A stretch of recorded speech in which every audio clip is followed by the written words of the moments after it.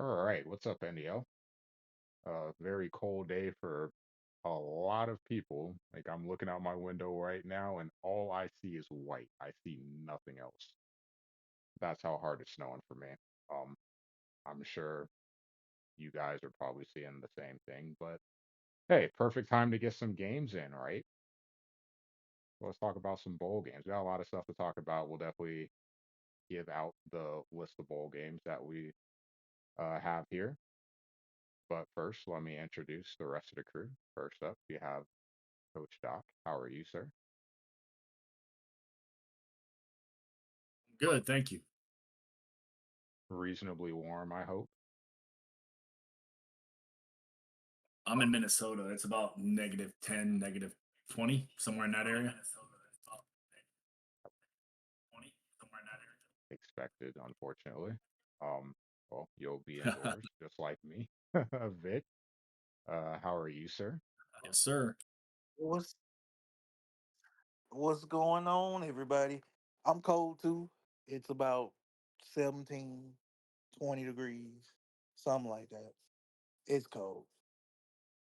Gotcha. For me, it's right now it's 14 degrees without the wind chill. With it, it's single digits. And we were talking about a pre-pod. If I go to work tomorrow, it'll be -7. I'm looking at the range -7 to -10. So yeah, that probably means I'm not going to work. We'll see, I guess. Um, but anyway, we have some stuff to talk about. We have quite a bit to talk about, to be honest. We've got the bowl games to announce. We have conference championship games to talk about, and then obviously the really big thing to talk about for us, the whole reason that this podcast is called the Outliers, is we have whittled it down to one for this season. So we'll talk about that team and what their chances are of avoiding the dreaded 3-5 outcome in their bowl matchup. But first, before we talk about the bowls, we should probably talk about what happened that led up to them, and that's the conference championship games. Some really competitive games across the G5. So let's start there. The first matchup that we have, if I can get the NDL website to load, not cooperating with me right now. I know that I want to say it was 24-7 as I try to pull it up. Um, Southern Miss and James Madison. I don't know if someone can fact check me real quick. I'm pretty sure it was 24-7.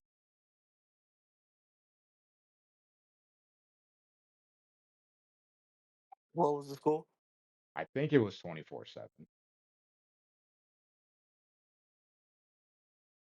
but I'm having the I'm not getting the website to load up fast enough to see. But I know Vic, you were watching the game because you were excited about the playlist as many others were. Um, Yes, it was 24/7, by the way. okay. Oh, you got to see more of the game than I did. I went back and watched it, but you got to watch it live. How did you feel about Southern Miss's performance in that game?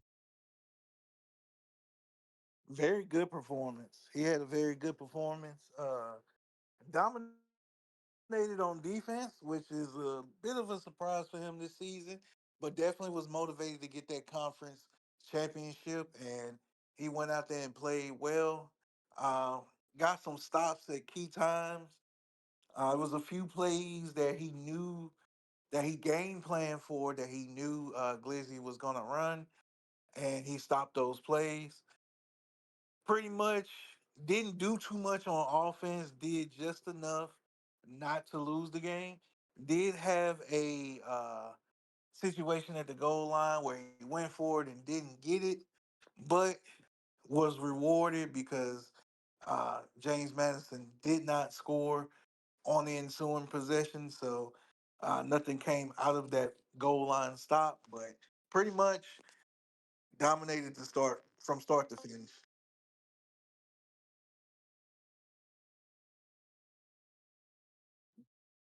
And the Doc, playlist was 5. I knew that was coming. I was waiting for you to say that before I continued. Um, Mr. Doc, did you get to catch the game? How did you feel about it? I did, and I have the same, basically the same feelings as Vic. I was surprised that his defense was as good as it was, but I think there was a lot of motivation there to get that win. So he played that it he played it as well as he could.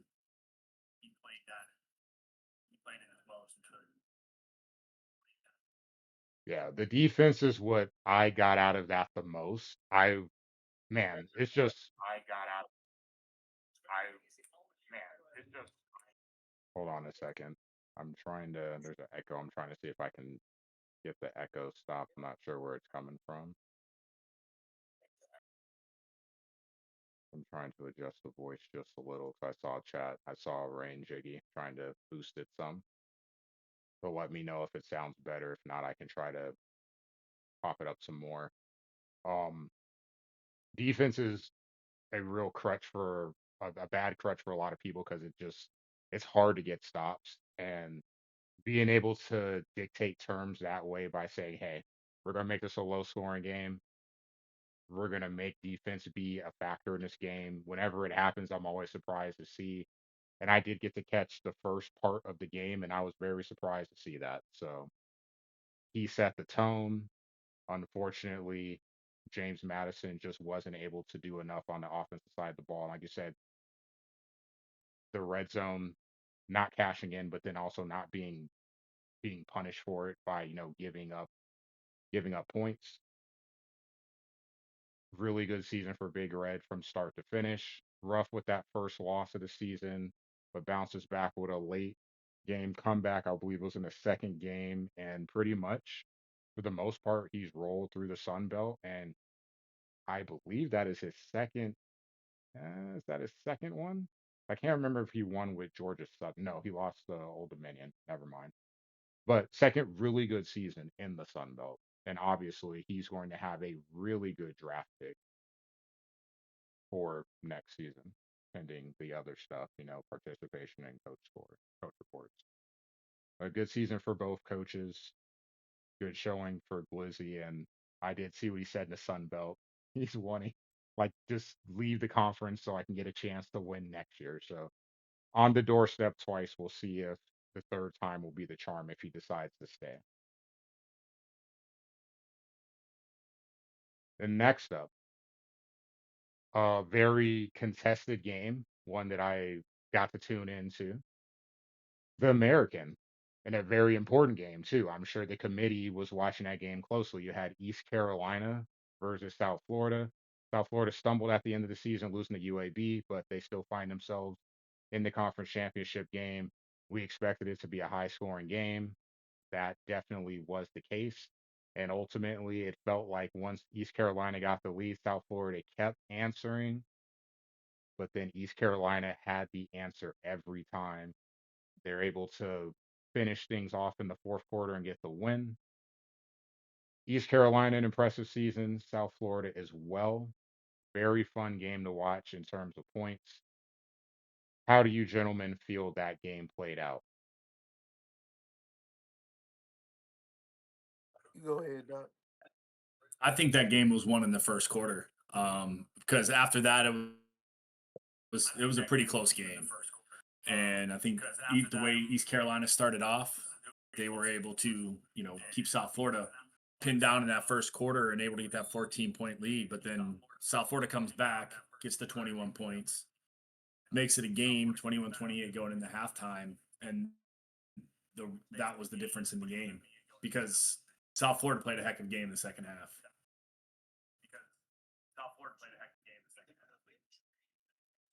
To expand on the point there, what Doc was saying, the other key possessions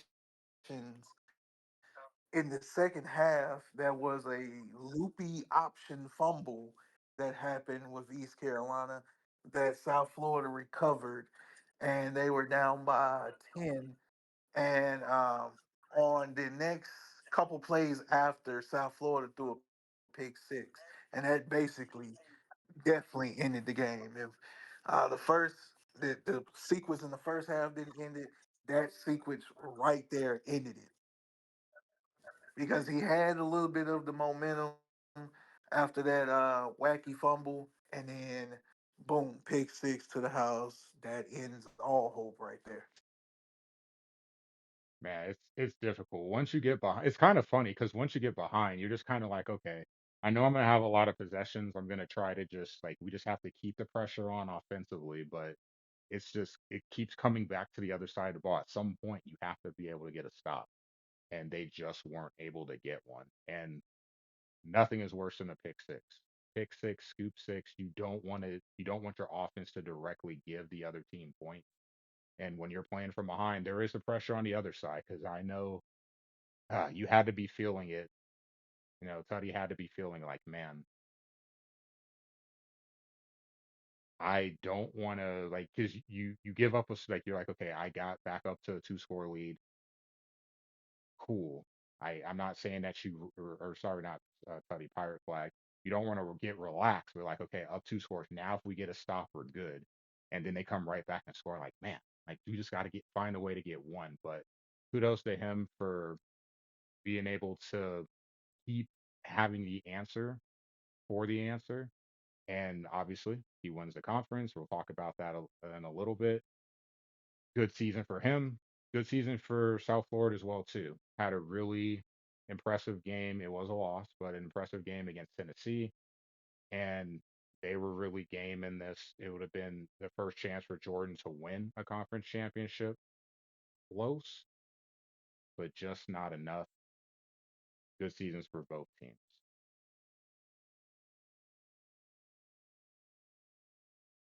Then third, obviously I watched this one because I feel like I feel like I have to being as a part of the Conference USA, Liberty against Middle Tennessee.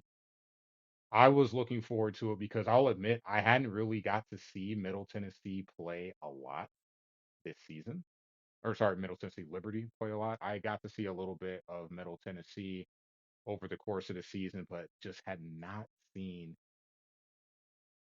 Liberty much at all. They just kind of quietly went under the radar, honestly, for much of the season after Jet took over for Sudden Blues. And I have to say, I was very impressed by what I saw. 42 points in the first half by Liberty, and it ends up being, the second half just trying to control the clock and try to hold on. They end up winning 59-38. 450 yards passing by Liberty, which I wasn't expecting. I thought it would be a shootout because Middle Tennessee has put up over 50 points a handful of times this season, so they kind of force you to play a fast-paced style of game. But Liberty had enough answers defensively. They won by 21. Very good season for him, 12-1. Middle Tennessee had a slow start to the season, started 0-3, but ultimately in the conference championship game finishes 8-5. So two-part question. One, how did you feel about the game if you guys got to see it? Number two, how do you feel about Liberty getting their first opportunity to play in the spotlight? And how did their performance relative to that? Well, both teams really playing in the spotlight for the first time. One of them handled it well, one of them didn't. Uh, Middle Tennessee was hyped up, and he was amped up for the game. But then after it was 21-3, I believe, in the first quarter, it was pretty much done after that. Unfortunately for him, uh, the passing game did surprise me. The fact that he threw for 450 like that. But it wasn't a surprise that he did end up winning the game. And Liberty definitely handled the spotlight very well. I believe since he was there for either most of the season or all of the regular season, he's going to get a high draft pick. So he's one of those wait till he gets a good team users, and we're going to find out about him real soon.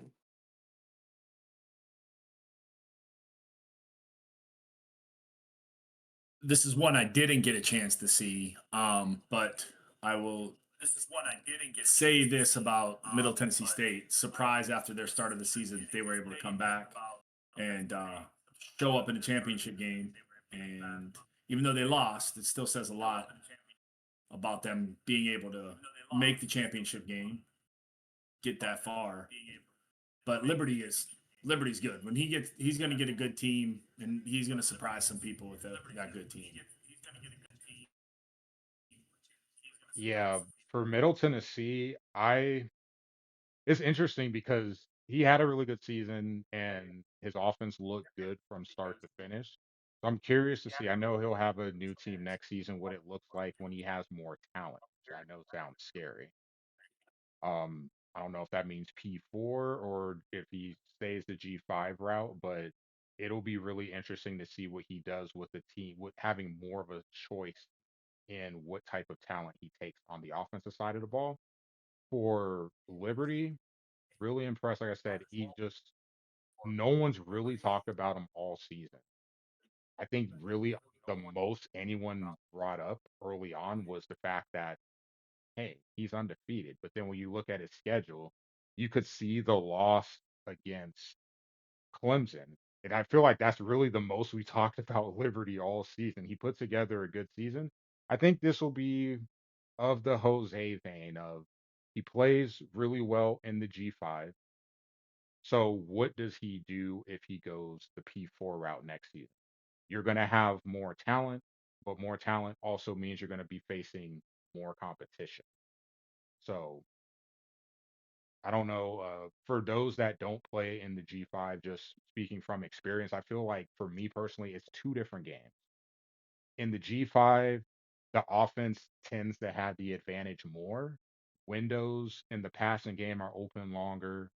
Yeah, you have, more. Your quarterback may not be as reliable, but the windows in the passing game are open longer. So I feel like you have more time to make things happen versus playing P4 versus P4, those windows are a little bit smaller. Yeah, your offense is probably still fast, but the defense is faster too. So you have to make reactions, you have to make decisions quicker, and it's like two different type of games. So I'm really curious to see how both coaches will perform. But kudos to both. I got to play Middle Tennessee. His offense is definitely a handful, and he ended up bouncing back after a slow start to have a good season. Gave up 80 points to Auburn, and then the offense has kept rolling. He's fixed some things defensively. You just got to find a way to get a couple of stops over the course of the game. Liberty, good from start to finish, and we'll see how he does next season. Next up, the Mountain West, a rematch in that conference championship game. Boise got blown out in the regular season matchup. He meets up with Fresno State again. This one definitely closer, but the same end result. Fresno ends up winning 41-38. This was an interesting game. Just a touchdown separating them at the half, tied going or 1 point difference going into the fourth quarter. Um, Fresno knew it had to win if it wanted to stay alive and the competition for that G5 spot. Adding a feather to their resume. Did either of you guys get to watch the game? If so, how did you feel about the performance by Fresno in the second half? I watched the game and I thought Boise played way better in the second half than Fresno did, and I thought Fresno was going to lose it there for a minute. And but I give Boise a lot of credit for the way that first half started and the way that he hung in there, and he played that second half. He was playing to win. There's no doubt about that.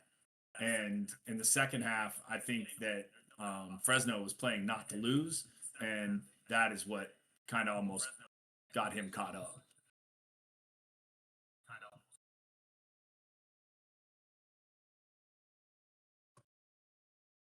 Mr. Vick? Yeah, I saw the replay of it. I saw the replay of it. Yeah, in the second half, he was catching up, but he couldn't just make up the difference that Fresno State had in the first half. just couldn't. It's like he was there. It was like a 7 point deficit, and then boom, 3 plays, touchdown. 7 point deficit, boom, 6 plays, touchdown. Yeah, it's really So, interesting. Oh, go ahead. Go ahead. so yeah, with Fresno State, they definitely showed why they were in contention for the G5 CFP spot. Yeah, the my first thought when I was watching this game was, knowing, especially knowing Boise's coach and how I got to see the first game and how it went, like, okay, got to get off to a better start. And you just don't want to get that feeling of deja vu. And it kind of felt like that, like, hmm, I think this is going the same route of this is going to go the same route. It was looking like it, but Boise fought back, and it's something that I was thinking about watching the game. Like Fresno needs to win, but Fresno also needs to have an impressive win. And as the game was winding down in the second half, and Boise just they wouldn't let up, and they were trying, they're staying in the game and just waiting to see if Fresno would make that mistake. It never happened, but I was kind of like you, Doc. Like it's like they were playing, you watching Fresno and felt like Tutty was like, okay, I'm just trying to make sure that I win this game, as opposed to it'd probably help if I could finish this strong and leave a more impressive performance. A win is a win, don't get me wrong.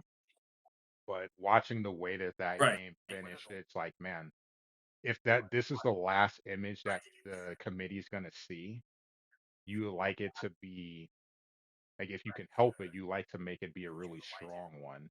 And after watching the game with East Carolina, it just felt different watching the way that the Fresno State game ended.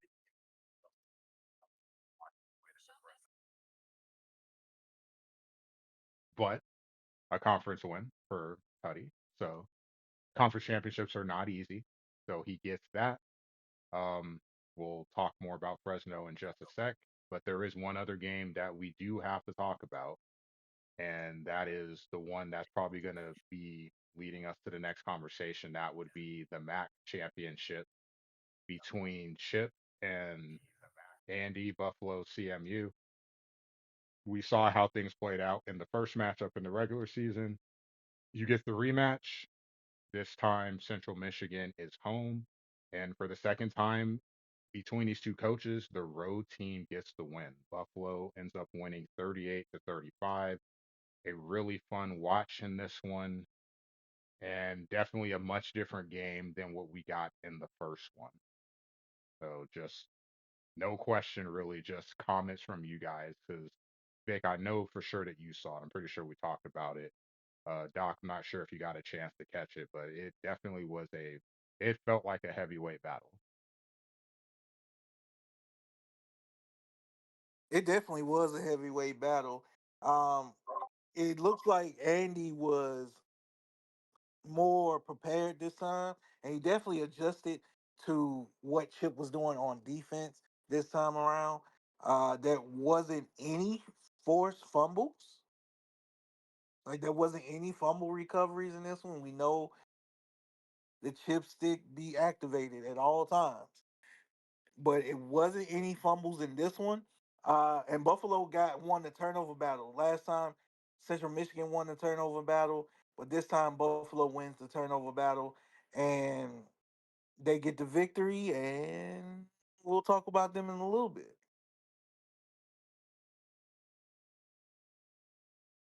I do want to say this. I do want to say this as well. That last play, just go down. You would have had a second to call that timeout. Just go down next time. Just go immediately down.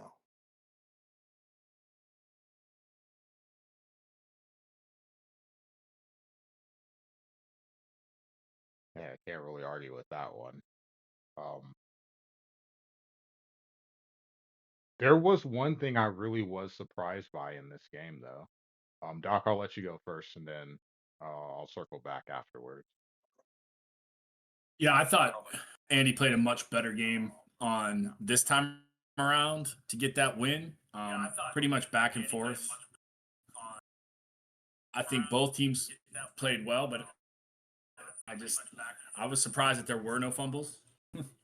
But I really thought that Buffalo deserved to win this game. The stat that popped out to me, so coming into this game, my first thought was, okay, obviously Buffalo's going to have to do something. They have to have a different approach because we already played one. And yes, it kind of depends. I feel like we've all played games where you're like, I made some mistakes here.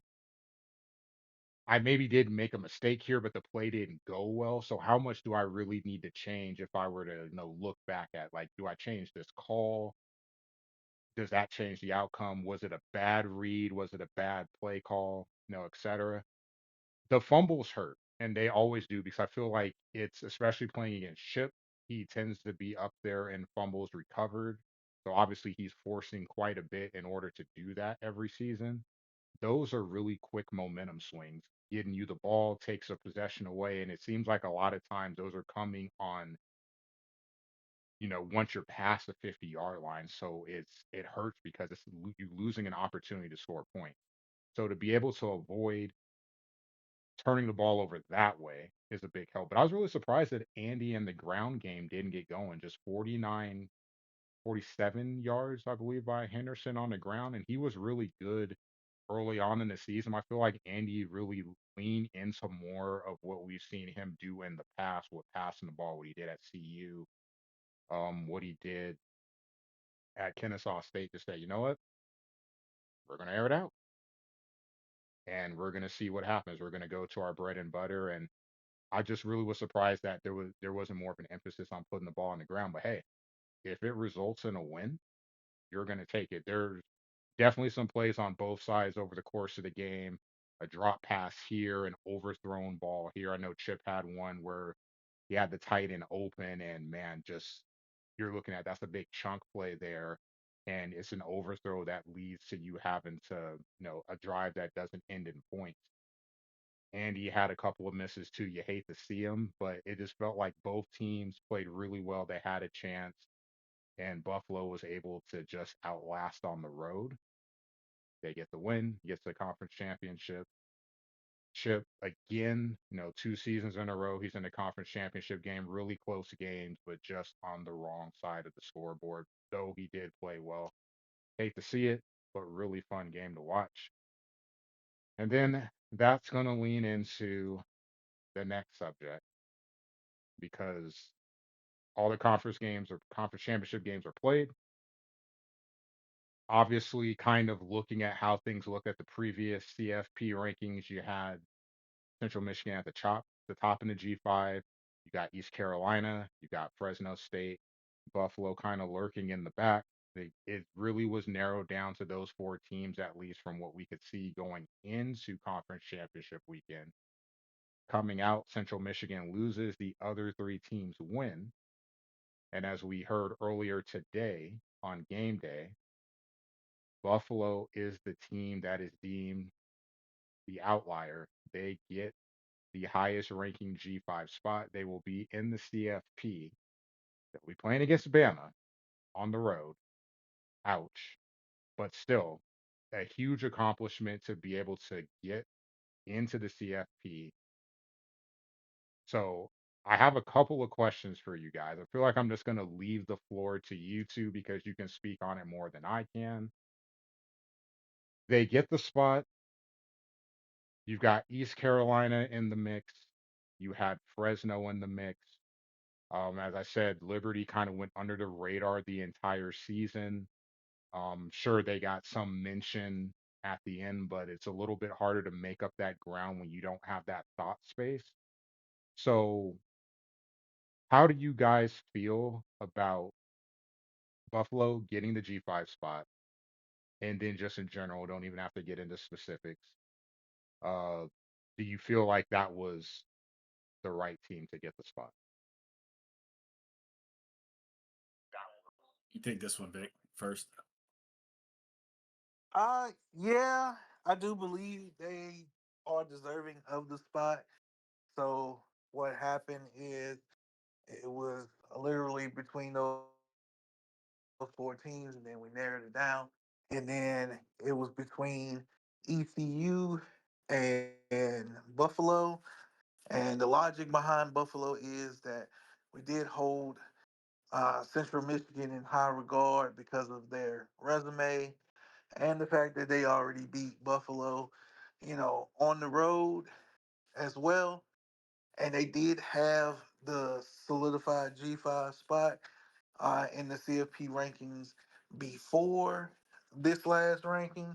And the fact that Buffalo is the team that beat the team that was in makes a lot of sense. It's nothing against ECU at all. ECU played a great game. Uh, they did lose to Temple. They did lose by multiple scores to Temple, but they did beat a P4 team in NC State that was ranked to begin the season. So that was a good thing against them. Fresno, they did lose their P4 game against Oklahoma State. That's what kind of did them in.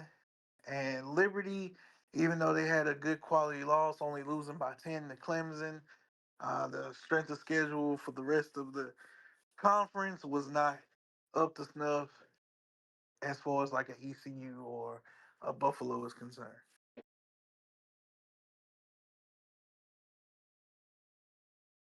The one thing I was surprised about is how much Liberty had conversation once. I was surprised about that.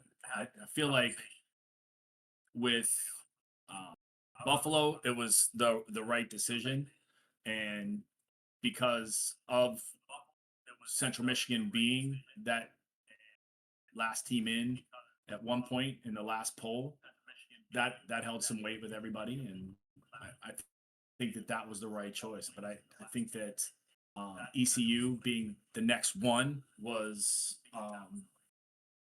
it was a tough decision. At least it was for me. I had Buffalo in it over ECU. So, and I that's the logic I used was the Central Michigan logic, and so that was my reasoning behind it. But I feel like that the the fives we got right. That's just how I feel. I was personally in the bandwagon of ECU. I personally had them, but the logic did make sense for Buffalo. They did beat the team that we did have in. So for the conference title to automatically qualify you, so the logic does make sense for Buffalo.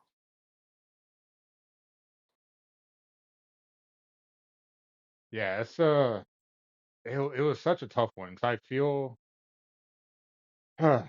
just from an outsider perspective, and it's kind of how I felt with this particular CFP bracket. There isn't an objectively definitive answer. So, and it kind of, I guess it depends on who you're talking to, but that's kind of how I felt with the G5 and how I felt with that last spot in the P4. So when it gets close, different things are going to matter, and the question is, what does the committee value more? How do they weigh X versus Y? And when you get into that situation, I feel like the teams, East Carolina was deserving as well. I felt Fresno was definitely deserving of a look too. It's just given what the committee was looking at, Buffalo gets the nod. All three are deserving. Only one team is going to get it. Congrats to Buffalo. You feel bad for the other teams, but it's not to, put a damper on their season. In other seasons, it may have been good enough to qualify for that G5 spot, but definitely nothing to be disappointed about. It's just only one spot is there available. Only one team's going to get it. So when it gets down, only one team's going to get it. So, kudos to Buffalo and a really fun season to watch as someone, just sitting here watching a bunch of G5 teams playing against each other. Knew it would be close, and you just wanted to see how it would, who would end up getting the spot at the end of the day. With that said, we know that Buffalo got it, and they have one hell of a challenge because now we kind of have the flip side. Because before we started the outliers, you had the flip. MC was in this position playing at Georgia with Old Dominion against Kane. And now he is hosting the SEC matchup against a G5 team in Buffalo. So I saw Andy joke in chat about, trying, he appreciates the opportunity to get 35 on the road by MC. So I'm going to give a percentage. I'm going to ask for a percentage. What percentage chance do you give Buffalo of being able to win this game? And then we'll circle back and give me, if they are to win, how does it look? How does it happen? Well, Vic, I'll start with you first. I give it a 1% chance. And the 1% is, and the reason why they could win is if they force a bunch of turnovers.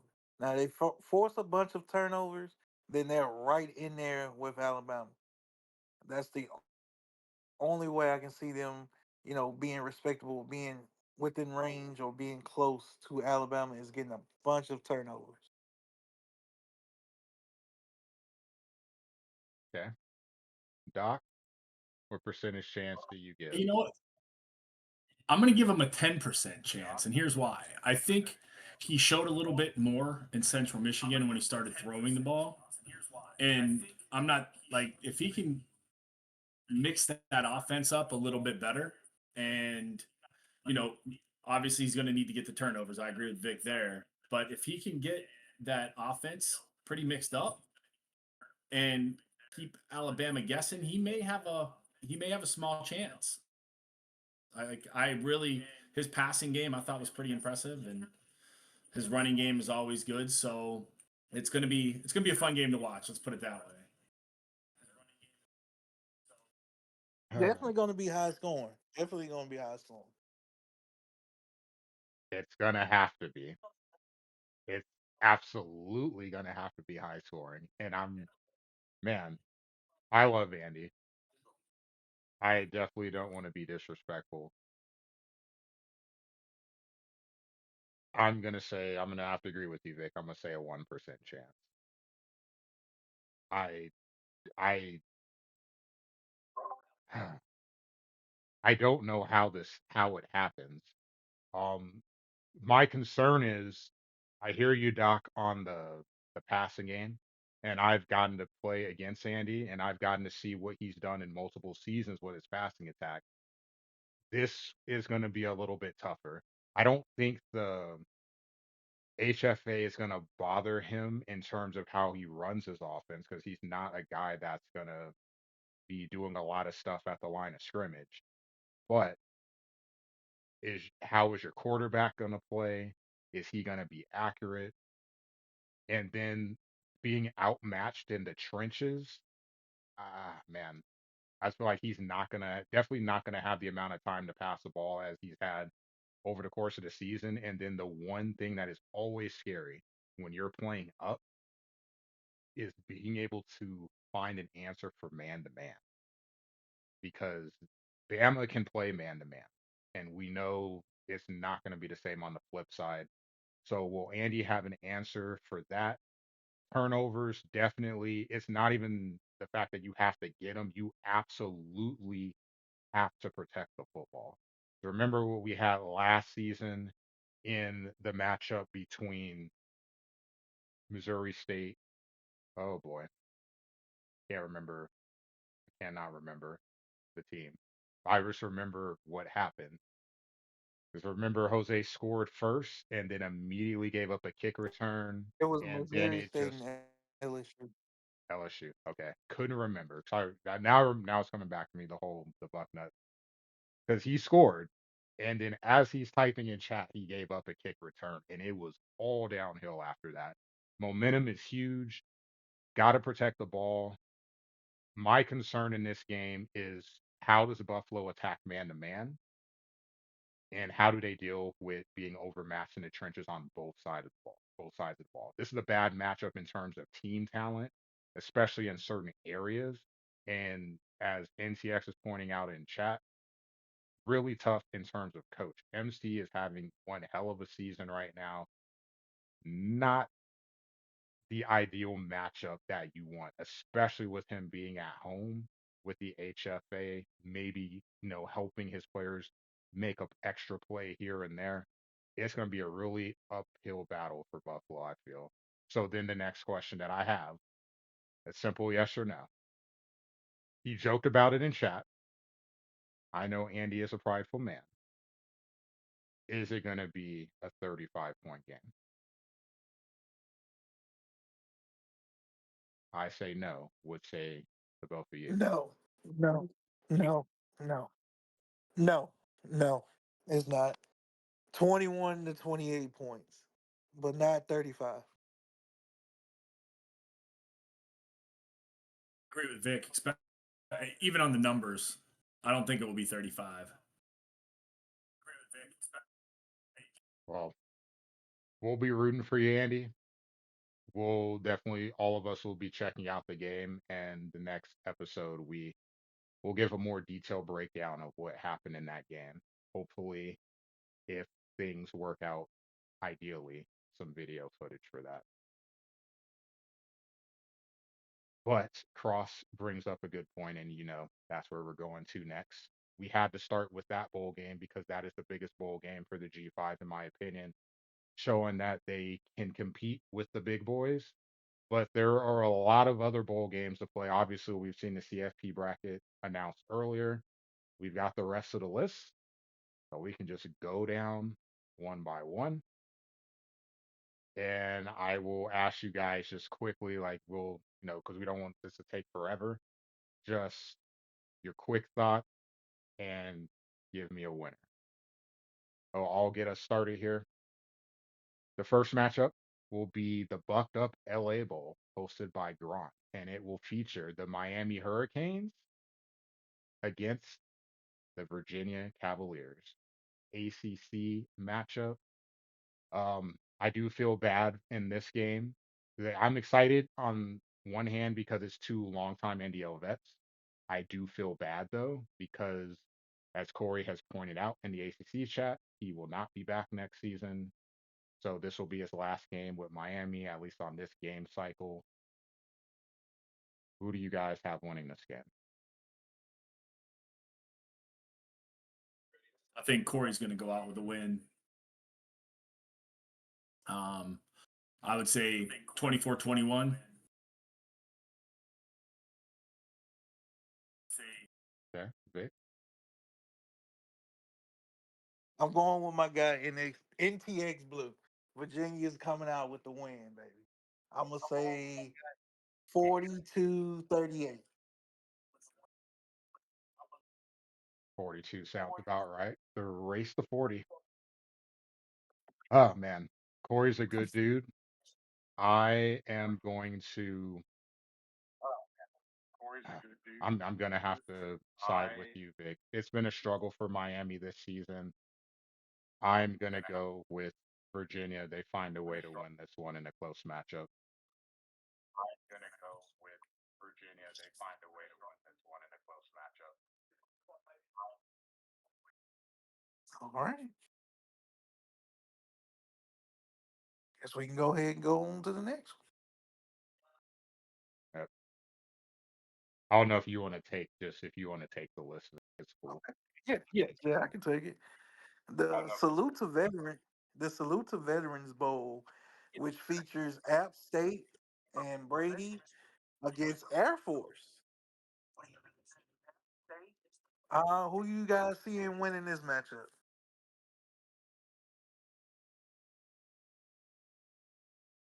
Well, I'm going to go with App State. That running game. yeah, I would I'm gonna say side with it as well. Yeah, I would say Yeah, I'm going with App State as well. App State all the way. I think it's a fun matchup because of, they're obviously App State runs the ball and Air Force has a unique offense. But this is one of the things that we kind of talked about, Vic, I think, in the last episode. Like how cool would it be if you had App State matching up against one of the military schools and we end up Okay, getting it. and here we are. Here we are. He gets his matchup. That's a dream matchup right there. So we'll see how that turns out. The next bowl is the Staff DNA Bowl with Louisiana Lafayette versus Toledo. Who do you see winning this bowl game? Toledo, 28-24. Toledo. I got Toledo 31-20. I was gonna go Toledo a little bit higher scoring, 40-28.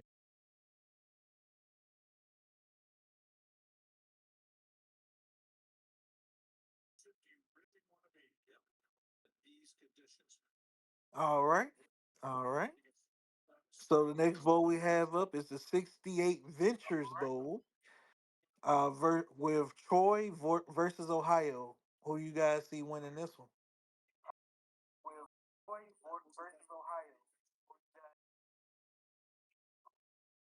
Wow. I'm gonna go with Ohio. I'm Well, gonna go with Ohio. I have to go with I have to go with Troy. He's in the chat right now, and if I don't say him, he's gonna DM me. So I have no choice. But I do think Troy will win. I think his offenses look good for, you know, this season, and he's looking to finish the season off strong and have a high draft pick for next season. So I think they finish off with on a good note. Troy will live up to its coach's username. Duvet will throw bombs, and Troy is going to win 35-30.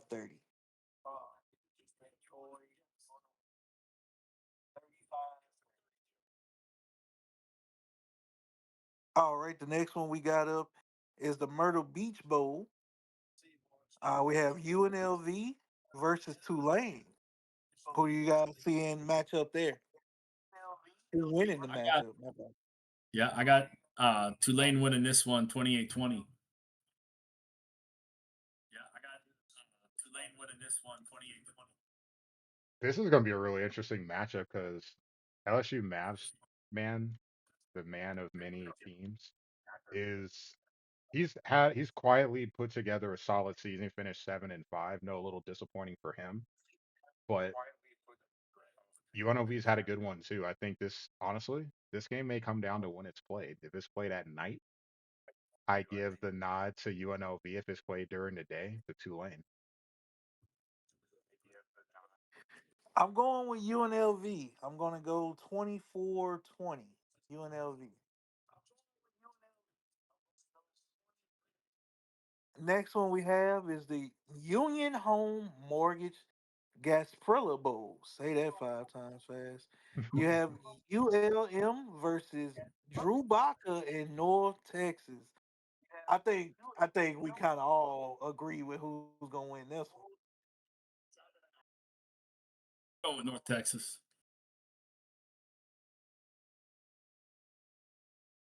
Uh, I feel like I'm being put on the Sammy, who you spot. got? I want Drew Vaca to win so bad, but I feel that D Nazi is going to get this one. He's quietly put together a good season. He had a big rivalry win at the end that cleared up the division race in the West, knocking out Louisiana Lafayette. So D Nazi's played well. He's had his up and downs, but I think he finished the season strong. Sorry, Drew. I do want you to win, so I'm rooting for you to win. But if I was betting money, I got it on D Nazi. Of course, y'all know who I got. Shout out to D Nazi. His running back is a top 5 running back. Appeared in the honorable mention of the Heisman Power Rankings before, but it's Drew Bach. It's Drew Brees all the way. I got him 31 23.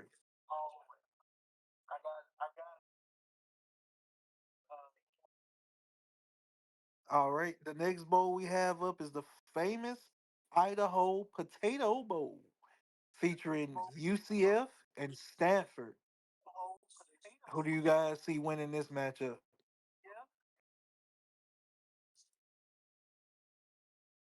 Hmm. This is a This is really this is gonna interesting be one. yeah. A battle of two 5-7 teams. You usually don't get that. It's usually a 5-7 against someone with a better record. Um, give me UCF. Big 12 is getting a lot of well, to be honest, the ACC gets shade too, but the Big 12 gets a lot of shade. UCF. I'm gonna go with UCF. Got to go with my Big 12 brethren and UCF. Interesting stat here. Just looking, UCF has no win. All their wins are in conference. No wins out of conference. Stanford, 3 of their 5 wins came out of conference. But even with that said, I still got UCF. That's interesting. Next game we got is the Boca Raton Bowl. Akron versus Texas State. Who do we have in this one? Akron. Hmm. I see Give we me, got to think on this give me Texas State.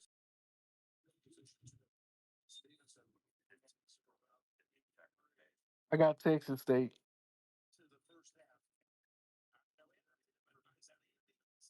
Doc. Uh, I got Akron. Okay. All right. Go ahead. Go ahead. If you got some, go ahead.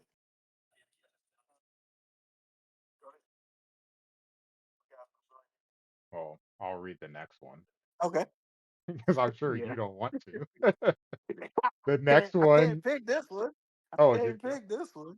no, we're putting your feet to the fire. The next one is the New Orleans Bowl, and Well, it you will next, be buddy. You next. Middle Tennessee against West Virginia. So, Doc, who do you have winning this game? Well, I'm gonna go with West Virginia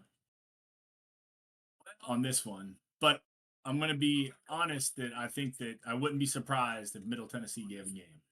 So I'm gonna be honest that I think that I wouldn't be surprised if Middle Well, Tennessee gives a I've got West Virginia, and White is licking his chops right now.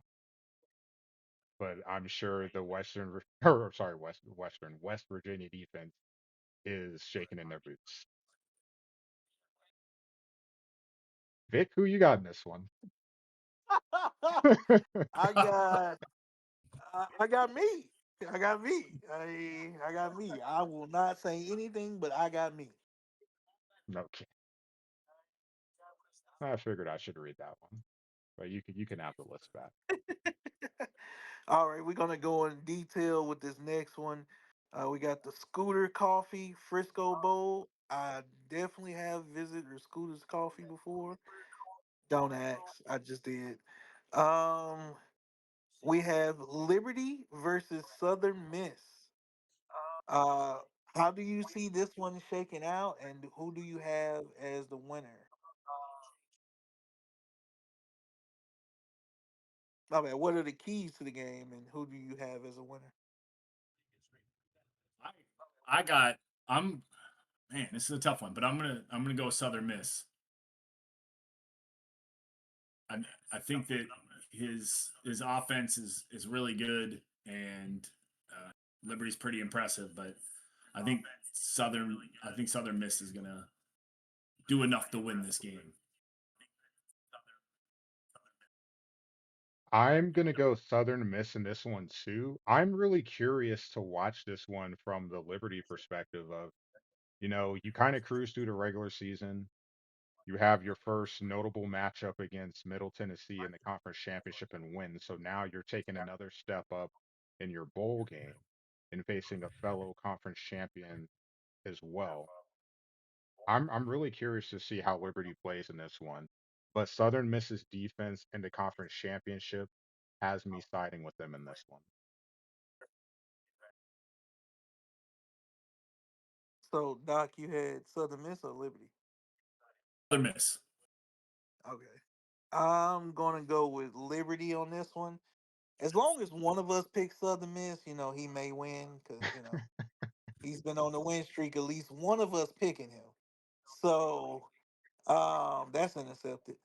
Um, Liberty is going to show out in this game. It's another big spotlight game for them, and I feel like they're going to show out.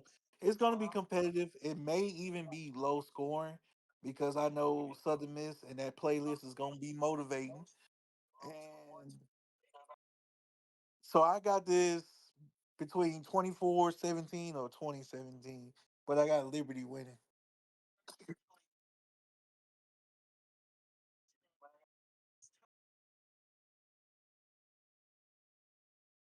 Excuse me there.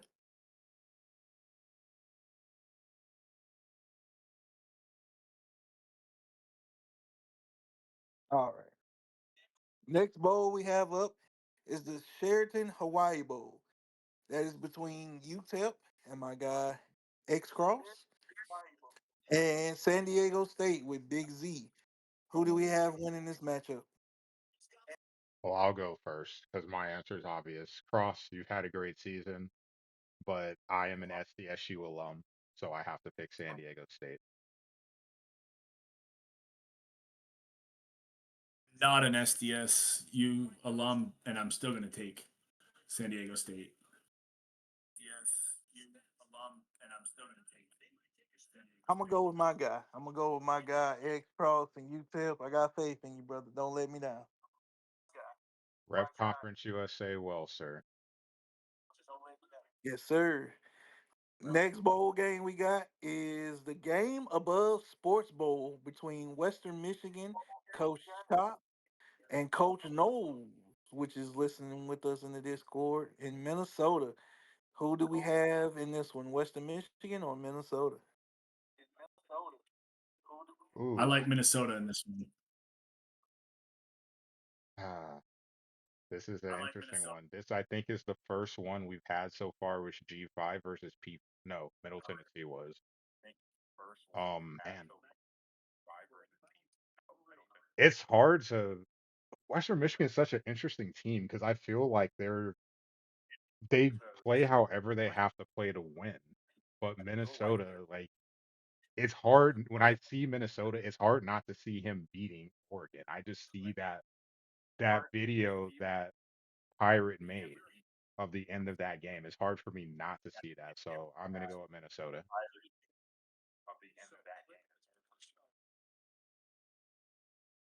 I'm going with Minnesota as well. They did beat Oregon early in the year. I think the talent level is going to be a little too much for Western Michigan. Even though he can play any style, I think the talent level is just going to be a little too much there for Minnesota. I mean for Western Michigan, and Minnesota is going to get the win. And Tuddy said that he made that, not Pop. Ah, sorry. I'm over here stealing credit. My bad. Uh, that'll live in infamy. I can hear the audio on that as it was happening. So I remember watching that game live, like, what am I seeing? I think we all was. I was at work and I couldn't believe it. I had went to break and someone was like, Minnesota's leading Oregon. What? What? Yeah, crazy finish. All right, the next bowl we have up is the Rate Bowl. Don't know what kind of rates we getting, but it's the Rate Bowl. Michigan State versus BYU. Who do we have winning this one?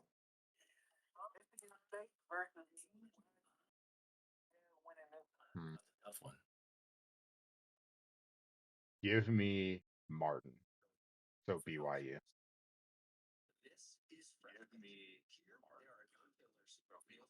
I'm gonna go with Michigan State. Definitely going with my Big 12 brethren and BYU.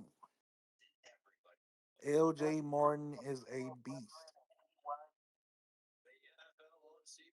Yep. The Accurate. next bowl we have, go ahead. I can say accurate stats too. Love to see it. Oh yeah, oh yeah, oh yeah. Love to see it. Love to see that. Next bowl we have is the Pro First Responders Bowl. Um, that is between Georgia Southern and Kent State. The governor, 6 feet in a bowl game. Who do we have winning this one?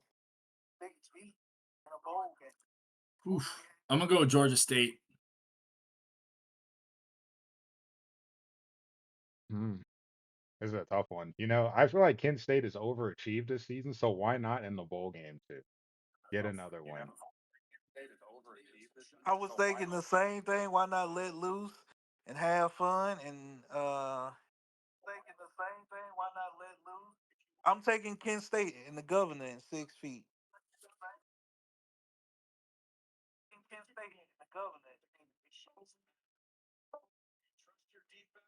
All right, the next bowl game we got is an interesting one. We have the Military Bowl.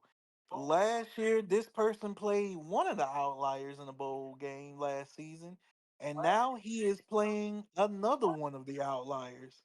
As we have Memphis and Coach Jokers versus our own Sammy, Coach Sammy in Western Kentucky.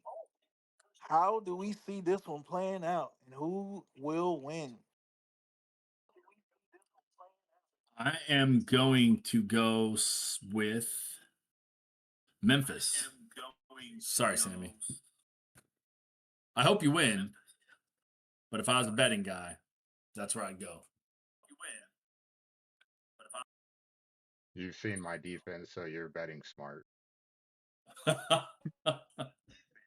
Um, I just know that during this game I have to have Discord closed because I don't need Joker sending me any Tennessee videos, any Rocky Top playing in the background, none of that. It should be a fun matchup. I know he's got a good offense, but I am a Kentucky fan as well, and he's a Tennessee fan, so it's a little personal here. Uh, it'll be sacrilegious for me not to pick you, Sammy. So I'm picking you, Sammy. Why wouldn't I not pick you? That's no disrespect to Coach Jokers. Coach Jokers is very highly respected when it comes to me and my personal opinion about certain coaches or every coach in the league. I feel in high regard for him, but I feel in high regard for you too. And I got you. I got Western Kentucky.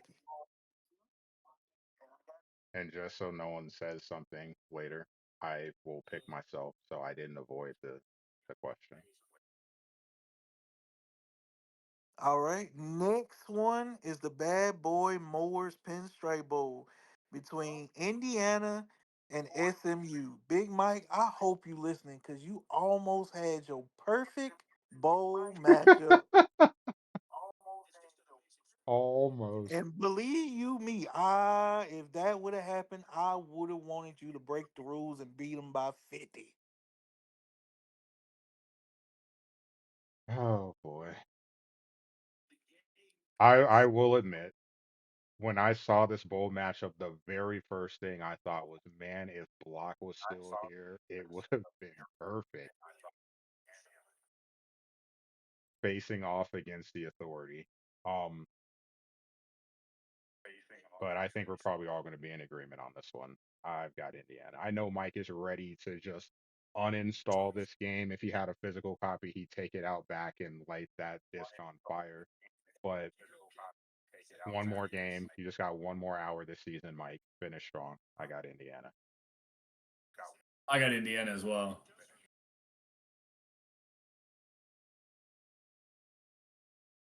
I got Indiana too.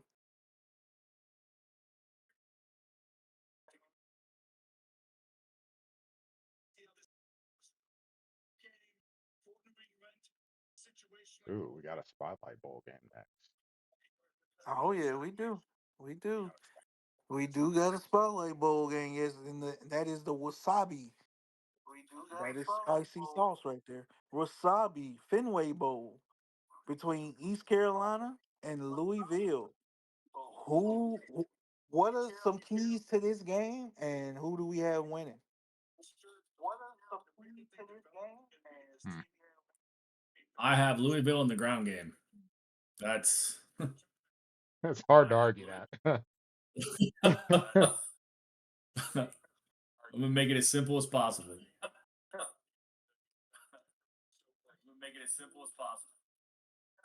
Hmm. You got Sam. Man, I want to pick the G5 so bad because I know East Carolina is like, man, we just were on the doorstep for making a CFP, and you want to come out and have a really good show on the show. Hey, we're facing the leading rusher in the NDL and show that hey, we belong. But man, that's gonna be a tough matchup. Uh, I got Louisville in this one. I really think though that Pirate's gonna put up a good fight. He's gonna score, Oh, but I I agree. I just think that that ground game, especially when you get to the fourth quarter, it's just gonna be murder. Yeah.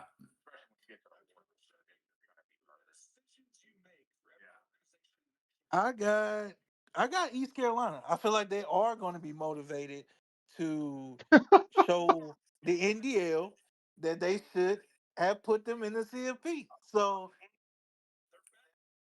I'm gonna pick East Carolina. I feel like the run game is gonna tell the story. Whoever can get the run game going first. I know Isaac Brown rushed for 2K, but Pirate is effective with those cuts and jukes and spins with the run game, so he is very efficient with that. But I got East Carolina. I just gotta, I just have to say, I wasn't laughing at you picking East Carolina. I read chat and Chase V Tech said that Brown already has 125 yards in the game, hasn't even started. Oh He ain't lying. He ain't lying.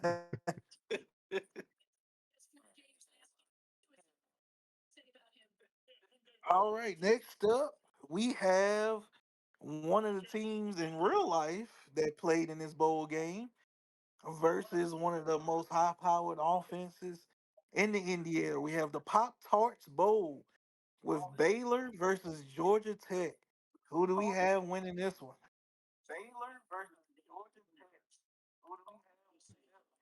Georgia Tech.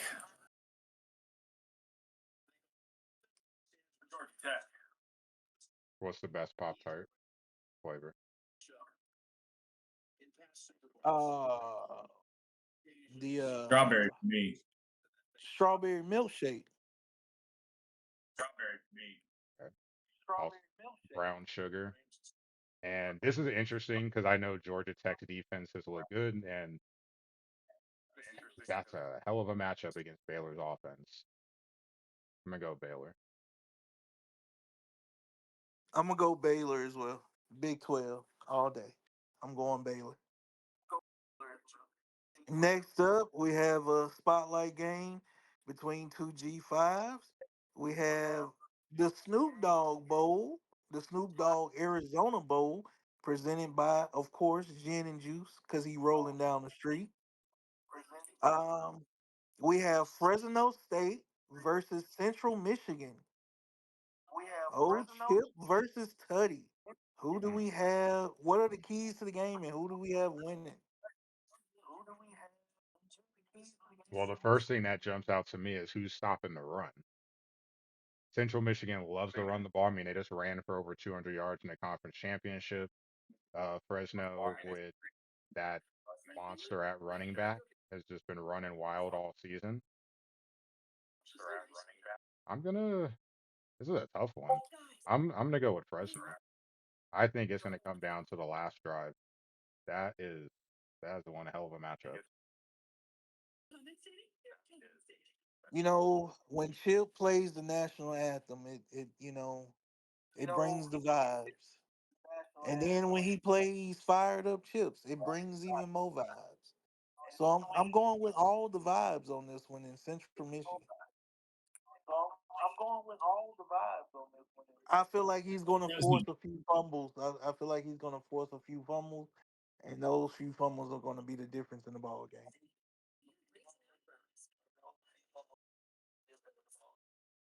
I'm gonna add one thing, a little edge for Fresno. I just feel. I know Chip's disappointing because had he won, it looked like he would be the rep in the G5 for the CFP. But Fresno just kind of had got dismissed early, and I feel like this is a chance for them to show, hey, you may have slighted us early, but we belong. So this is I think a game where they can kind of showcase themselves here. D Kennedy wants to know, could you put the visuals up for the bowl game? If not, just let him know. I can't. I don't have the. I am not at an ideal place to do that right now. All right. All right. Well, the next bowl game we have is the Fiesta Bowl, which is Boise State versus Sam Houston. Who do we have winning this one? Go Boise. Go Boise. I'm going with Boise too. Also going to go with Boise, but I'm interested in Sam Houston. It's the best defense I've faced all season. So I'm really curious how he goes about attacking the Boise State running game.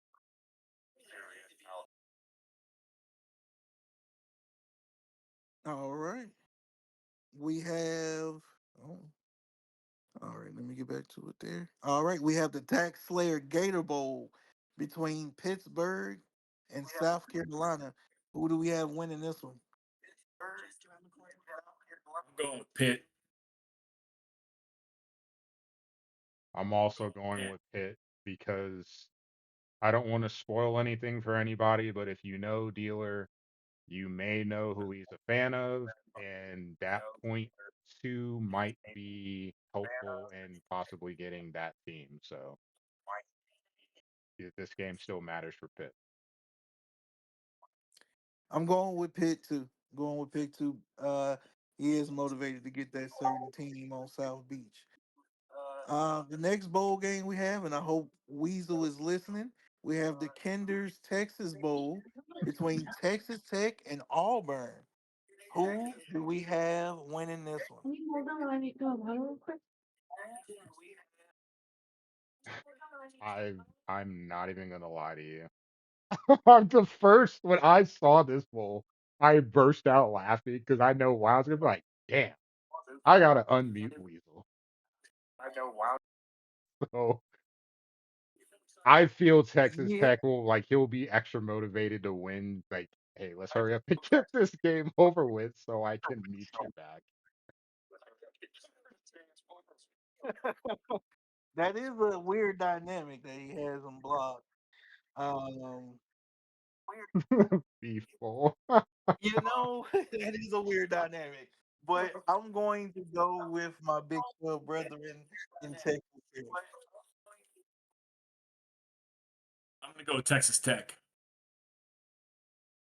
Just know if Weasel wins, we'll never see the end of it in live chat.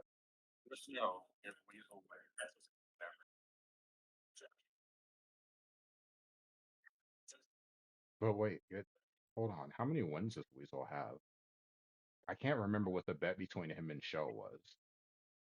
He has six. Was it He has for the? six, but he won't. He won't. He won't hit his win goal. He said he was gonna hit his win goal, which was 7. He's Oh, not gonna hit it. gotcha. Okay.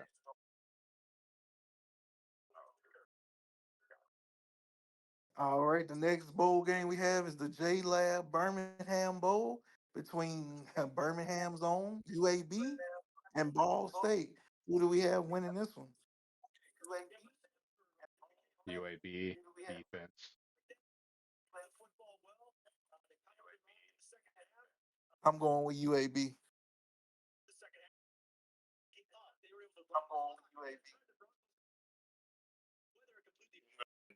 UAB as well.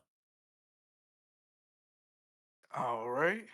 Next one is my favorite bowl game, my personal favorite, the Radiance Technologies Independence Bowl between South Florida and Arizona State.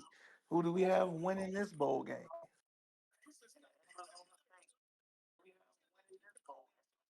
Go with South Florida. South I Florida. just realized looking at this matchup, this is between two Tampa Bay Buck fans. So some bonding over college football. Man, this is a tough one. I think it'll be a one score game. I give the edge to South Florida. On theme with all of the rest of them, I'm going with Arizona State, my Big 12 buddy. I think it's going to be a high scoring shootout, possibly in the 50s, but uh, I got Arizona State. All right, the next bowl game we have is the Music City Bowl between UConn and Illinois. Who do we have winning this one? On. UConn, the run game. UConn, same run game. Next, we have the Valero Alamo Bowl between Kansas State and Washington. Who do we have winning this one? I think this is going to be a really good game, but I'm going to go with Kansas State. This is going to be a really good game, I agree but I'm on going to this go with being Kansas. a fun matchup. I hope and I'm picking Kansas State and I also hope he wins. I know he had the win against Pat, give Utah their only loss of the season. I feel like he is a really solid user that is under the radar and coming off of that, I think this would be a nice way for him to end the season and get some more eyes on him. Of course, I got K State. Uh, Dylan Edwards is going to go off on this game. Next game we have is a spotlight game. And I think both of these people are in the Discord with us right now. They And are. that is the Rely Quest Bowl. We get to break this one down a little bit. The Rely Quest Bowl between Wisconsin and Texas. What are the keys to winning this game, and who do you got?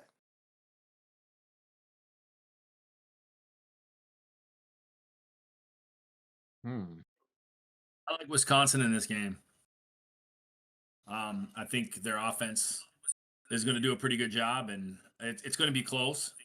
But it really comes. It's going to come down with Texas's defense and how it can and handle the Wisconsin offense. But I think Wisconsin's going to win this one. And I'm actually going the other way. I'm the matchup that I'm most intrigued by is Wisconsin's defense against Texas's offense. Yeah. This is a really interesting matchup. This was actually the first bowl that jumped out to me when I was skimming through the list. I Same with me. Same with I me. honestly have kind of waffled back and forth. I'm gonna go with Texas, but I don't feel confident in that pick either. But if I pick Wisconsin, I wouldn't either. I think this is gonna be one of the top three matchups of the bowl season. Since he's here and yeah, it wasn't highlighted, and he probably didn't hear the beginning of the show. Uh, I did vouch for you, RB. I did vouch for you at the end of the day. The committee kind of backdoored. The rest of the committee kind of made a case for you in a backdoor way. So I did put you in the spotlight there, but unfortunately you did not get the spot. The defense between Wisconsin and the offense between Texas is gonna be interesting to see. Can he limit the stops for Texas. And I feel like this is a hidden thing in the game, in every game. Who gets the kickoff first? I feel like the person who gets the kickoff first and the person who gets the kickoff first in the second half is the key. Because do they get the ball last at the end of the first half to extend or come back and get the ball, first in the second half? But at the end of the day, I do have Texas winning. Yeah, it should be a really fun matchup. I'm looking forward to it. One of the runner-up bowls, if you will. Definitely. Definitely. Next game we have is the Tony the Tiger Bowl because they're great. Between Virginia Tech and USC. Who do we have winning this one? Oh, I can't believe you did that. This is I another did. matchup that's interesting because Drones has had a really good season for Virginia Tech. Chase has had them boys looking good. I've got Virginia Tech in this one, but USC is going to put up a hell of a fight. At Virginia Tech as well. I'm gonna roll with Tech too. Drones is gonna be the difference in that one. The next bowl we have is a Spotlight Bowl game. It is the Cheez Citrus Bowl because I'm feeling the cheesiest coach.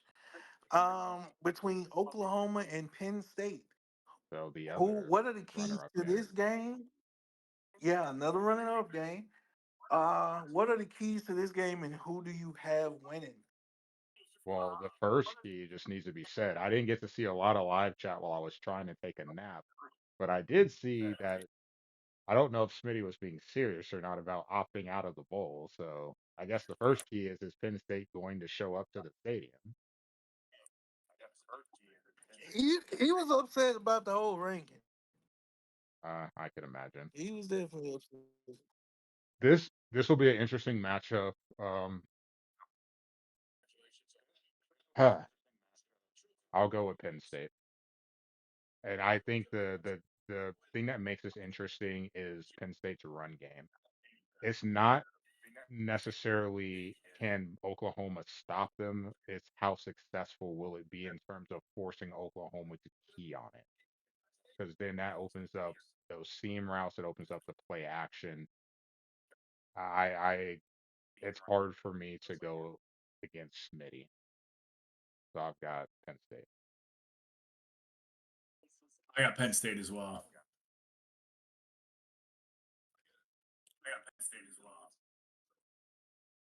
Stopping the run game is going to be the key for Oklahoma. If Mort can't stop the run game, then it's a wrap. I got Penn State winning this one. You know what's though crazy though? If it comes down to the last play of the game for either team, did you imagine? It comes down to the last play of the game. Both coaches are probably sweating buckets. The way Penn State lost to Ohio State, the way Penn State lost to Rutgers, and then the way Oklahoma lost to LSU. Like you just in your If head, you're it's like, if, not again. If it happens again, rip if it's for if that it's tied, controller. if if it's tied, they going eight. They going eight overtimes because they're not gonna know what to do. They're not gonna know what to do. It's going eight overtime. All right, another spotlight game there is the SRS Distribution Las Vegas Bowl between Michigan and Coach Zoot versus Coach Lick, aka Tim, in Washington State. What are the keys to this game, and who do you have winning?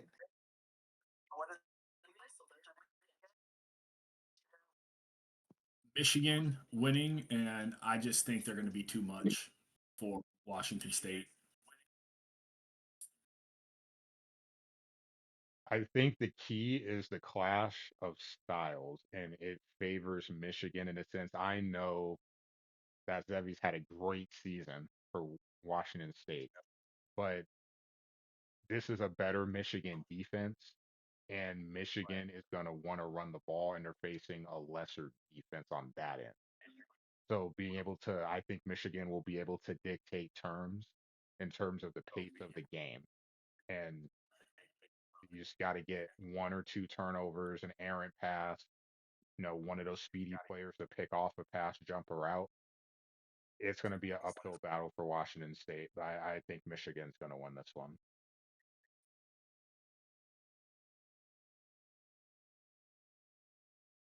Did you already pick Doc?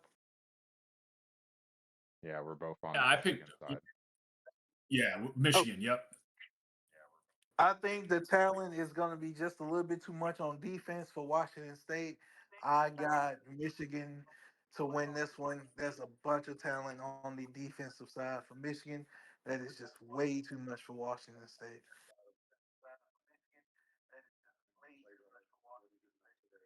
All right, the next bowl we have is the Lockheed Martin Armed Forces Bowl between Temple and Oklahoma State.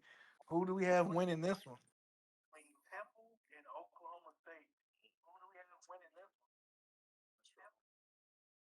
Oklahoma Temple. State's had a really quiet season. I'm gonna. This is an interesting one. I know Temple's had a good season. 10-2. The Oklahoma State. Uh, I don't know. Something about them makes me feel like give me Oklahoma State. It's a gut feeling. Probably wrong, but it's a gut feeling. Finesse has had a great season. Just really quiet, just under the radar.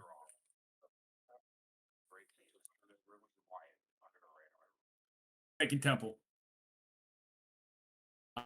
I like Yeah, I like Temple. give me Oklahoma State.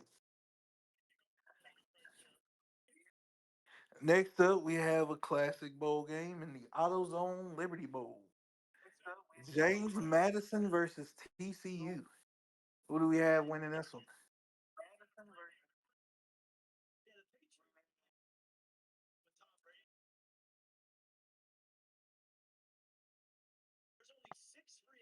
I'm gonna go the other way this time because have not picked the G5 team really to win in any of these matchups against P4. Give me James Madison, a bounce back after losing to Southern Miss.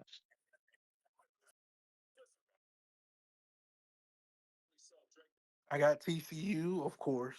You know why? I hope all of us win because oh boy, I got TCU as well. I'm trying to set the standard for the Big 12. Oh man. Um, Got two the bowl next games bowl coming up. game, the next bowl game out the two we have left involves another Big 12 team. Is the Holiday Bowl between Cal and Arizona. Who do you have winning this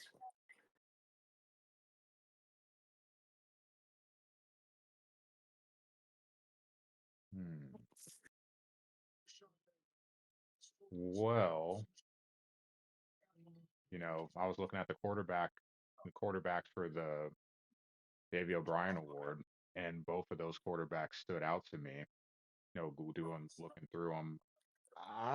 That's a tough matchup. I think this should be really fun. High scoring game.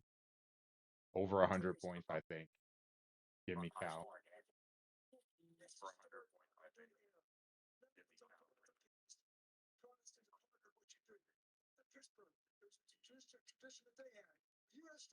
Give me Arizona. It's gonna be 100 points total in this game. That is for sure. Definitely. So you got Doc. I got Cal. Okay. All right. And the last bowl is a student versus teacher type of matchup. If you know, you know. The Duke's Mayo Bowl between Duke and Tennessee. What's the key to winning this one? And who do you got?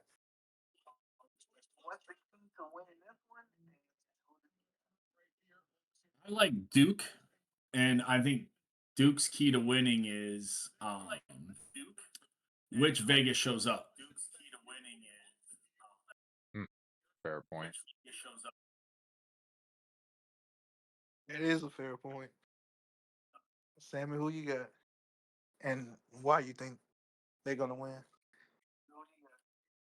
Uh, I just feel like Vegas and Jokers are staring daggers through me right now. I'm going to go with Tennessee because I think we'll get the Jokers that played against Mort. And also, just want to add, whichever coach wins, we need to get a video of them having a mayo bath. Or let me rephrase that. Hold on. Let me rephrase Pause. Pause. that. Pause. We need to see make celebrating getting mayo dumped on them. That may not sound any better, but some type of mayo celebration.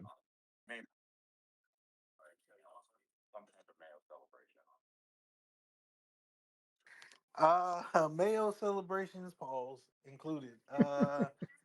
I have Duke winning this one. I feel like I don't know which Vegas is gonna show up. You right?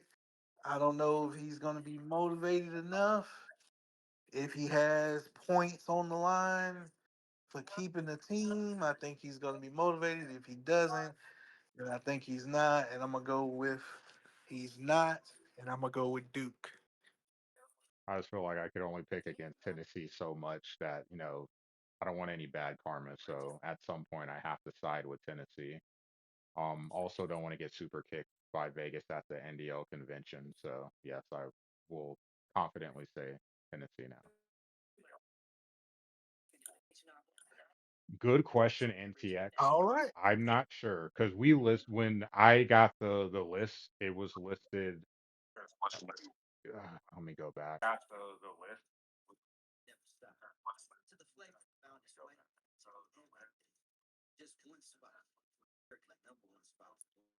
Give me one sec. I have to pull up. I'm not. I'm not at home, so it's a little bit harder to pull this stuff up. The home team was the team that was listed first, so I guess that might be a homey question. If the team that's listed first is home, then we read it home versus the away team. I'm not sure if it's like the cup where it's going to be a coin flip. I'd assume the way bowls have been for the most part, it's how it gets put in the website. So the home team is the first team listed. I mean, I guess it could be up to the coaches if they want to do a coin flip like they do for the beefy. I don't want to speak for the admins, but at least the way I got the list, the home team was the first team listed.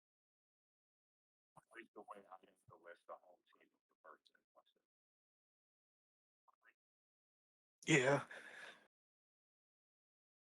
So with all the bowls being listed as we just went down all of them, which G5 versus G5 matchup are you most excited for?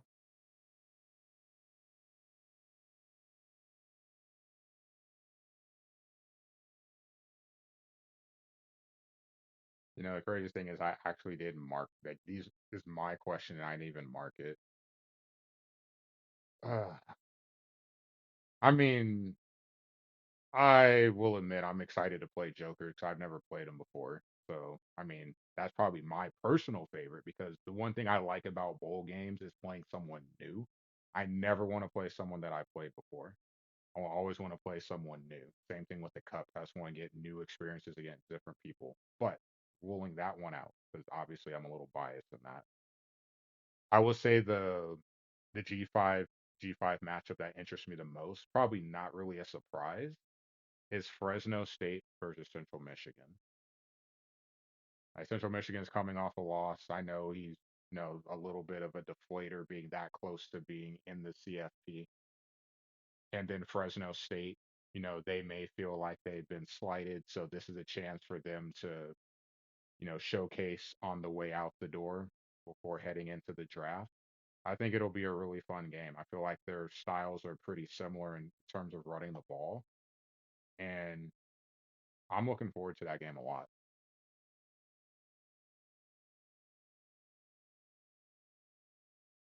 Doc, which game you're looking forward to?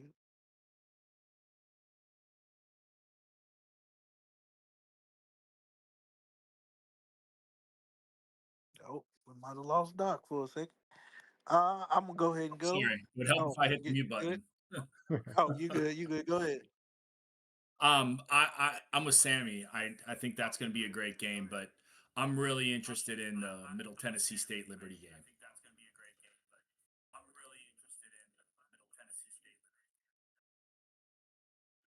I think that that's gonna. I think that's gonna be a good one.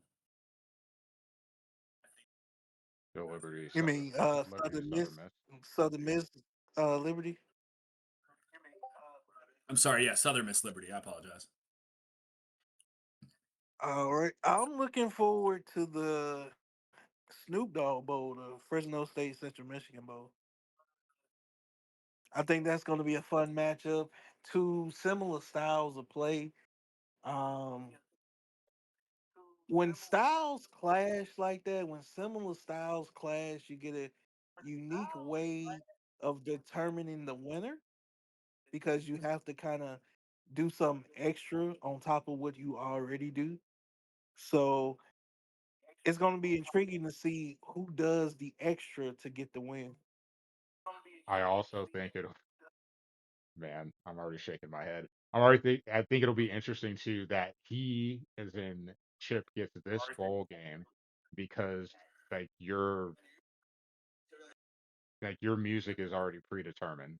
So we already know like we have expectations for what Chip will be rapping during the game. So just putting it out there, Chip. Look at the name of the bowl, Chip. Look at the name of the bowl, Chip. Well then The next question. yeah, Go go ahead. ahead. Go ahead. I'm sorry. No, you already were going where I was going, so go ahead. All right. So the next question is, which G5 versus P4 matchup are you guys most excited to see? Alabama Buffalo.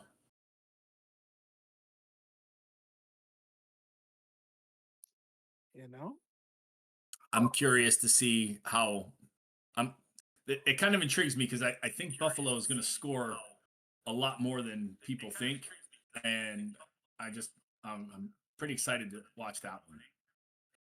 I'm intrigued by that one too, being that that is the biggest stage that the G5 is going to be on right there. I'm very intrigued by that matchup as well.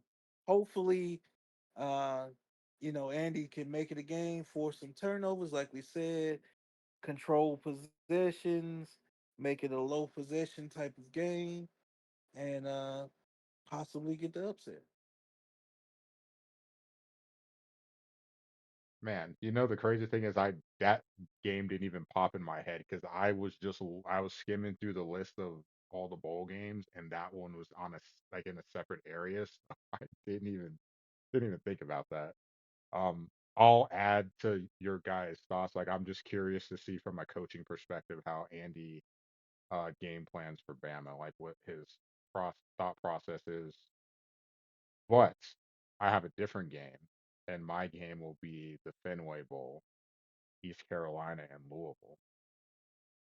How does East Carolina defend the run? Try to defend the run. I'm really curious to see. It's going to be difficult because Brown is similar to Martin in the Big 12, with his stiff arm is lethal. Who's So it that's in this game? But yeah, I know Isaac what you Brown. mean. I know That's what you mean. yeah, it's pause, but his stiff arm is lethal, and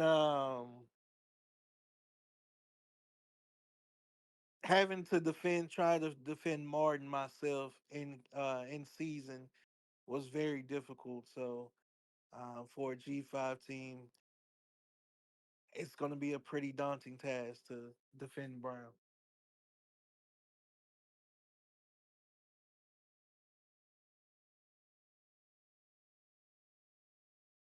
All right. Next up, we have well. The awards haven't came out yet, but hopefully all you guys vote on the awards. The awards are up on the website right now. Vote, vote, vote, vote, vote. Hopefully you've done so already. Pretty sure this week, sometime this week, we'll get the announcements of the award winners. Yeah, homie. I know Um, some people are having issues with voting. Homie went in and adjusted some things. So if you tried earlier and it didn't accept, try again. If not, then I would reach out to homie. I know Lingus did because he, even after the fix, he was still having issues. I didn't say anything yet, but I had issues the first time I did, but I was able to do my voting last night and it went through. So all right, so moving on from that, which is you guys' coach shout out for the week?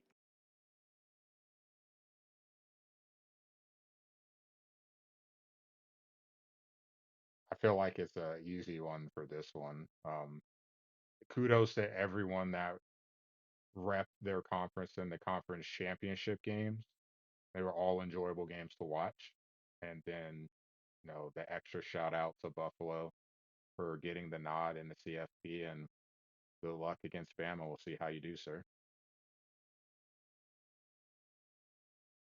Same. The outlier is basically the coach of the week, the shout out of the week. Good luck to you, Andy. Represent the G5 well.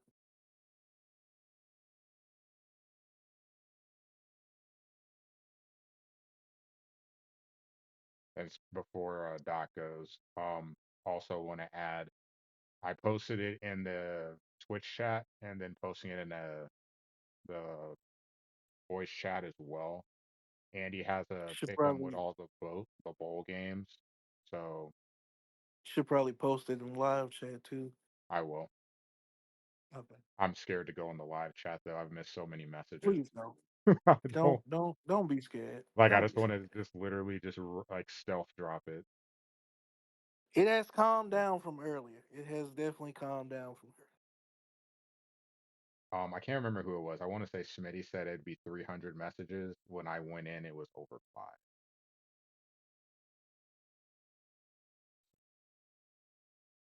Yeah, Maybe it's calmed down now. You okay? It's calmed down. good to know.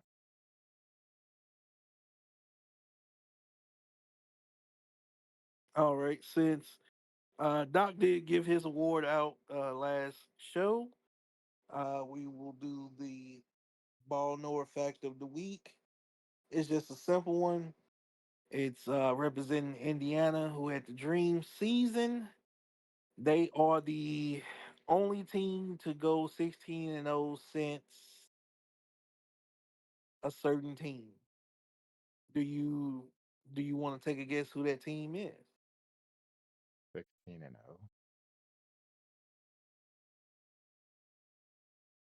It was said. It was said at the end of the broadcast, and It was. uh, Oh my gosh, that's a great one, Vic. Oh man, because they did say it. I remember them talking about it. did say it. They 19, did say it. it was 19 I don't even know. 40 something. No, it was actually 1896. Yeah, man, what was it? 1896. I Oh Yeah, yeah, definitely it don't know. was. I wasn't it paying was a It that was. much It was. long time attention. ago. Yeah, yeah. They like I said, they said it at the end of the broadcast on Monday, and I think they said it if you called like any network show that Monday. I mean that Tuesday. Yeah, I'm just gonna wait for you to tell me. I don't even have a guess. It was Yale. Yale went 16-0 Yeah. God in damn it. Yeah, you're right. 1896. I forgot they even played football. Wow, man. Back then, they was back then. That was the schools. The Ivy League for the first part of football, basically, because college football was first before the NFL. For the first like 50 years, the Ivy Leagues were the teams to beat, basically. Makes sense. I just have been so long since I've even thought of them playing football. It didn't even dawn on me. I've been trying to think like who's even been around that long, and then who was like super super good. Like I had like nothing to go off of. To tie it all together now, uh, this past year was the first year that the Ivy League was able to get into the FCS playoffs. Oh, interesting. Yep. So the Indiana Hoosiers and the Yale Bulldogs were the only teams to ever go 16-0.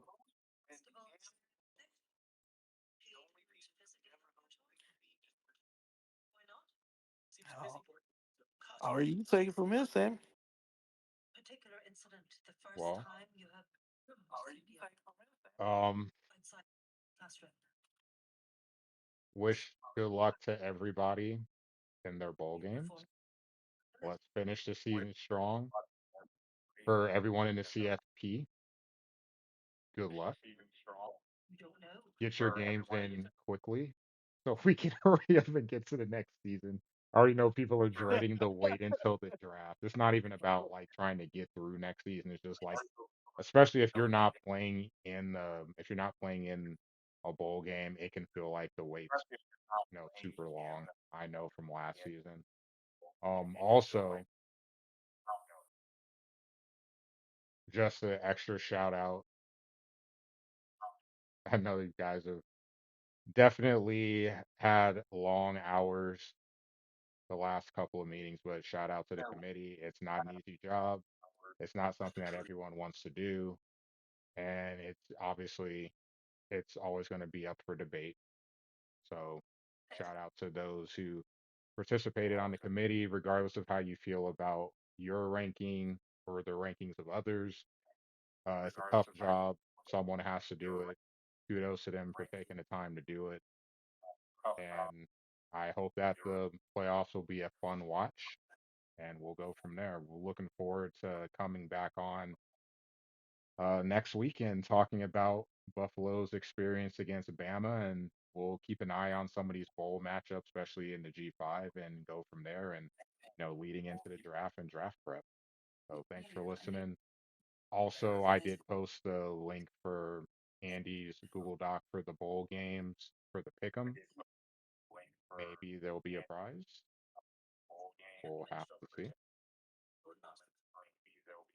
Oh yeah, we're signing off. Good luck to everyone, and stay warm. Stay warm and play your games. Hopefully, we can get a lot of games played since everybody's snowed in the next few days. That'd be nice because guys like me who don't have a bowl game, I just want to play. Well, I don't know. I understand that. Maybe someone will opt out and we can slide you in there. I'm done with Oregon State, so All right. Well, signing off, guys. Thanks for listening, and see you next week.